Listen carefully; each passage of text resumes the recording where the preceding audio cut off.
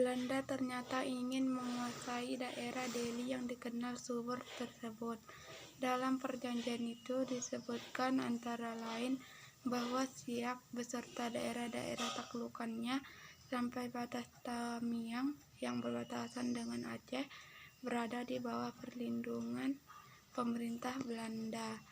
Ia melihat potensi wilayah yang dianggapnya cocok untuk tanaman tembakau dan segera mengadakan penelitian daerah-daerah mana yang dapat menghasilkan tembakau bermutu tinggi.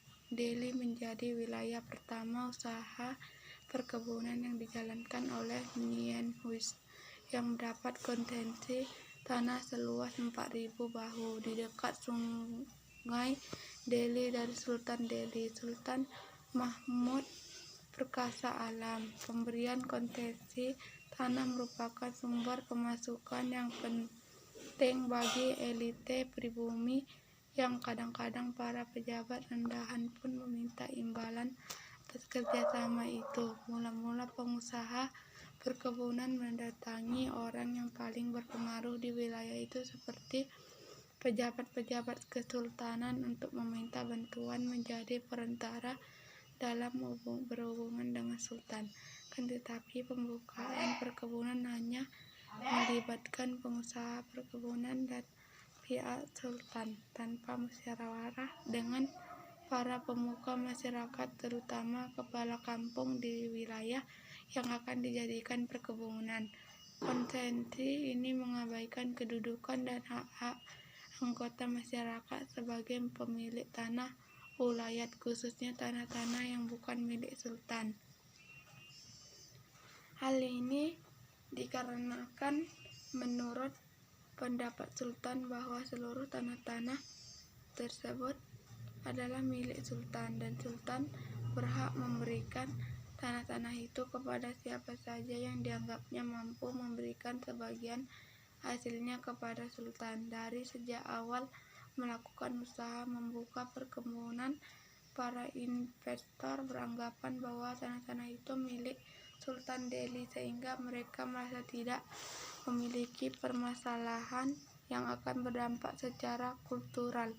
Hal tersebut mengakibatkan reaksi sangat keras dari rakyat Sunggal sehingga pada tahun 1872 terjadilah awal perang Sunggal yang dipimpin oleh Datuk Badiuk Jaman Surbakti.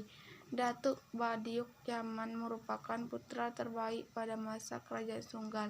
Ia merupakan keturunan ke-11 yang melanjutkan kepemimpinan dari pemerintahan tradisional Sunggal. Kemampuan lain yang dimiliki olehnya yaitu keberhasilan dalam menyatukan hati dan jiwa masyarakat Garo, Melayu, Aceh, dan Gayo. Sejak tahun 1871, beliau bersama rakyatnya sering mengadakan pertemuan-pertemuan yang membahas posisi mereka di Kesultanan Delhi. Selain itu, membahas juga tanah mereka yang dimonopoli oleh Belanda dan Sultan Delhi. Kian hari perilaku Belanda membuat Datuk Badiuk Jaman Surbakti tidak dapat menahan amarahnya karena rakyatnya yang teraniaya dan menderita akibat kesewenangan Belanda mengambil lahan pertanian rakyat untuk dijadikan perkebunan tembakau. Strategi yang dipilih oleh Datuk Badiuk Jaman adalah dengan jalan gerilya militan dan menghindari kontak langsung. Perlawanan gerilya dilakukan sambil membakar bangsal tembakau di atas tanah rakyat yang dikuasai oleh Belanda. Selain itu, dalam perang ini beliau berhasil memecah belah konsentrasi taktik penyerangan yang dilakukan Belanda, meskipun para pejuang hanya memiliki senjata yang sederhana seperti pedang, tombak, dan senapan locok. Perjuangan rakyat Sunggal ini memancing pejuang dari Karo yang bernama Kiras bangun untuk ikut mengusir Belanda dari tanah Sumatera Timur. Semakin kuatnya perlawanan dari rakyat Sunggal yang dibantu oleh Kiras Bangun mengakibatkan Belanda kewalahan dalam menghadapi mereka. Akan tetapi hasil yang diterima malah sebaliknya. Korps militer semakin kewalahan menghadapi perang gerilya yang dilakukan masyarakat Sunggal. Situasi yang demikian menjadikan Belanda mengambil jalan lain, yaitu mencoba melakukan perundingan dengan pihak Datuk Badiuk Tiaman Serbati. Sesampainya di Batavia, bukan perundingan yang mereka dapatkan, mereka malah mendapat penghinaan dari India Belanda dengan gubernur menyatakan rakyat Sunggal harus meminta maaf atas perlakuan mereka yang telah berani melawan India Belanda. Datuk Badiuk Tiaman Serbati Perang Sunggal lawan Komponi 1872 sampai 1895.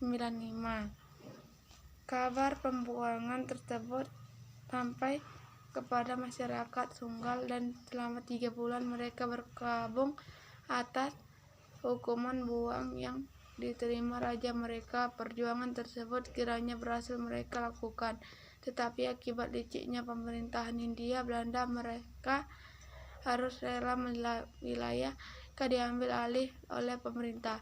Sisa-sisa peninggalan kerajaan Sunggal saat ini dapat diketahui melalui Masjid Raya Datuk Badiuk Surbakti yang dibangun oleh Datuk Badiuk Tiaman pada tahun 1885.